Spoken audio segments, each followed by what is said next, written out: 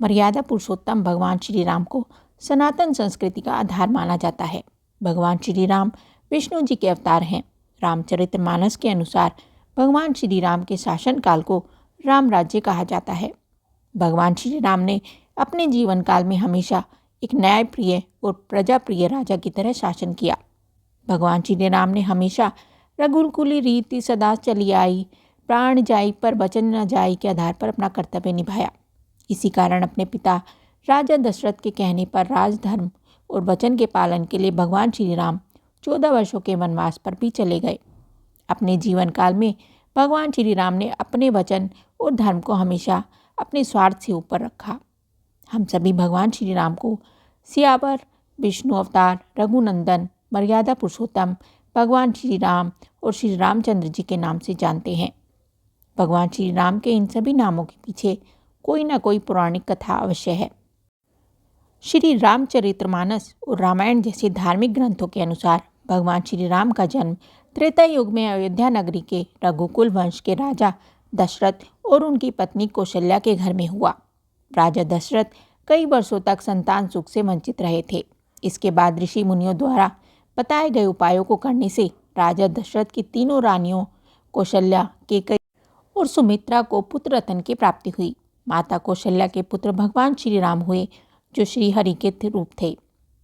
रानी कैकेयी भरत की माता बनी और माता सुमित्रा ने शेषनाग अवतार लक्ष्मण जी और शत्रुघ्न को जन्म दिया। 4 पुत्रों की प्राप्ति से राजा दशरथ बहुत प्रसन्न हुए और उन्होंने पूरे अयोध्या नगरी में उत्सव मनाया और सभी अयोध्या वासियों को भी इस उत्सव का सहभागी बनाया। चंद्रमा को दिए वरदान के कारण कहलाए रामचंद्र।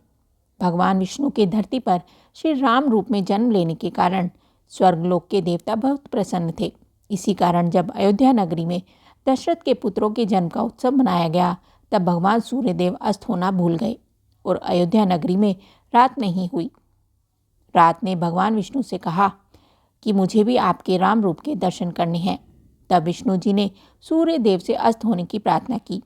जब अयोध्या नगरी में रात हुई, तब रात ने भगवान श्री राम से कहा कि सूर्य देव के कारण मुझे देरी से आपके दर्शन करने का सौभाग्य प्राप्त हुआ है।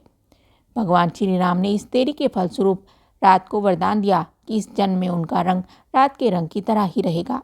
इसके बाद चंद्रदेव ने भी भगवान श्री राम से कहा कि सूर्य देव के कारण मुझे भी आपके दर्शन पाने में देरी हो गई। भगवान श्री राम ने चंद्रदेव को भी यह वरदान दिया कि चंद्रदेव का नाम भगवान राम के नाम के साथ हमेशा जुड़ा रहेगा। इस कारण आज भी संसार में भगवान श्री राम को रामचंद्र जी के नाम से जाना जाता है।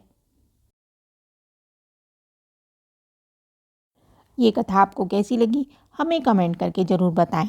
साथ ही वीडियो को लाइक करें, चैनल को सब्सक्राइब करें। धन्यवाद।